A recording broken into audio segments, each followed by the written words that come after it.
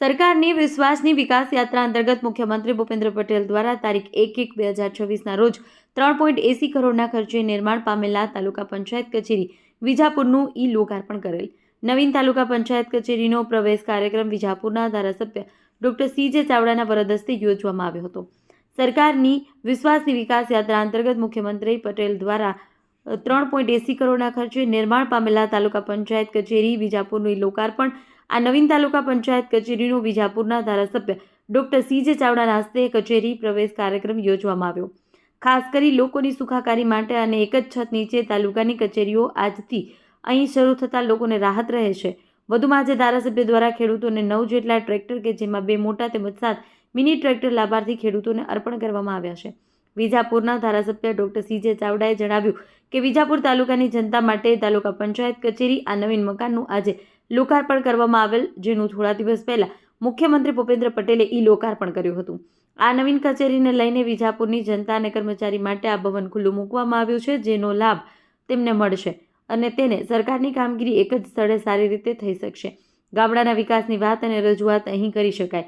આ અદ્યતન કોમ્પ્યુટરાઇઝ ભવન લોકો માટે ઉપયોગી બની રહેશે અને અહીં અનેક વિકાસના કામો જેવા કે નવું સર્કિટ હાઉસ, નવું ફાયર સ્ટેશન કે નવું સબ ડિસ્ટ્રિક્ટ હોસ્પિટલનું લોકાર્પણ ખાતમુહૂર્ત કરવામાં આવેલ છે.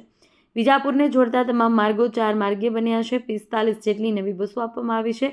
સાબરમતી નદી પર 2 ચેકડેમ 250 કરોડના ખર્ચે બનાવવાની મંજૂરી આપી છે.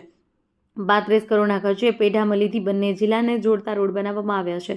આજના આ કાર્યક્રમમાં તાલુકા વિકાસ અધિકારી વિજાપુર, મામલતદાર વિજાપુર તથા પૂર્વ ધારાસભ્ય વિજાપુર રમણભાઈ પટેલ તથા PI Patel Rajubhai Patel, chairman APMC Vijapur Sitaben ji Thakor, ઉપપ્રમુખ તાલુકા પંચાયત વિજાપુર વિનુબેન B સેનમાં, ચેરમેન ન્યાય સમિતિ તાલુકા પંચાયત વિજાપુર નિકોલભાઈ J પટેલ, દંડક તાલુકા પંચાયત વિજાપુર હાર્દિક પટેલ, પ્રમુખ વિજાપુર ભાજપ કારોબારી સદસ્ય નીતિન પટેલ, ઉપરાંત વિજાપુર તાલુકાના સરપંચ તેમજ તલાટીઓ મોટી સંખ્યામાં ઉપસ્થિત રહ્યા હતા. તાલુકા પંચાયત નવીન ભવનના લોકાર્પણને લઈને લોકોમાં એક જ જગ્યાએ બધા કામ થશે, જેને લઈ ખાસ ખુશીનો માહોલ જોવા મળી રહ્યો છે. તાલુકા પંચાયતનું જે ખાતમુહૂર્ત કરવાની જે લોકાર્પણ કર્યું છે, શું છે? તાલુકા પંચાયત વિજાપુરના નવીન મકાનને આજે લોકાર્પણ કરવામાં આવ્યું, જેની ઉદ્ઘાટન વિધિ ગુજરાત રાજ્યના મુખ્યમંત્રી શ્રી ભૂપેન્દ્રભાઈ પટેલે થોડા દિવસ પહેલાં કરી હતી. આજે એમાં પ્રવેશ કરવામાં આવ્યો છે અને પ્રજા માટે, વિજાપુરની જનતા માટે આ ભવન ખુલ્લું મૂકવામાં આવ્યું છે.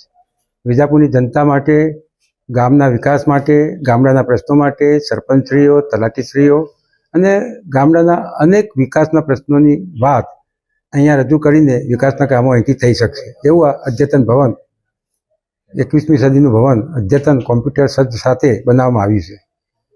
એ જ રીતે વિજાપુરમાં અનેક વિકાસના કામો થોડા સમય પહેલાં ખુલ્લા મૂકવામાં આવ્યા છે, ખાતમુહૂર્ત વિધિ કરવામાં આવી છે, લોકાર્પણ પણ કરવામાં આવ્યા છે.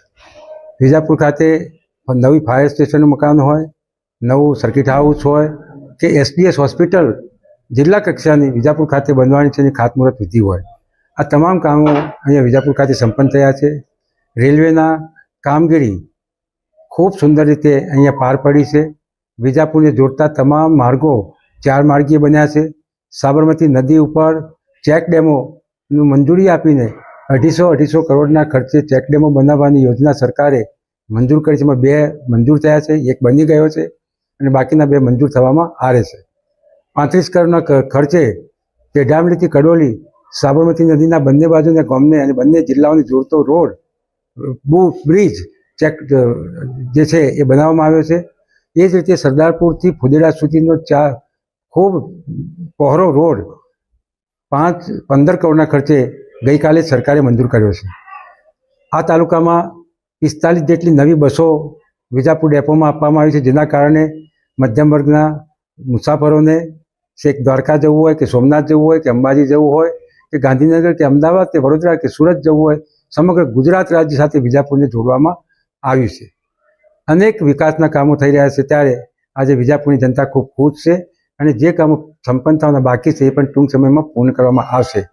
આ સિવાય તાલુકાની ગ્રાન્ટ, તાલુકા આયોજનની ગ્રાન્ટ, નાણા પંચની ગ્રાન્ટ, MLA ગ્રાન્ટ, MPની ગ્રાન્ટ, રેતી કાંકરીની ગ્રાન્ટ અને મિનરલ ફંડની ગ્રાન્ટ, એક પણ પૈસો બચત નહીં રહીને 100% વાપરવામાં આ તાલુકો અગ્રેસર રહ્યો છે. હવે પછીના તમામ કામો પ્રજાના અહીંયા આ ભવનમાં શરૂ થશે.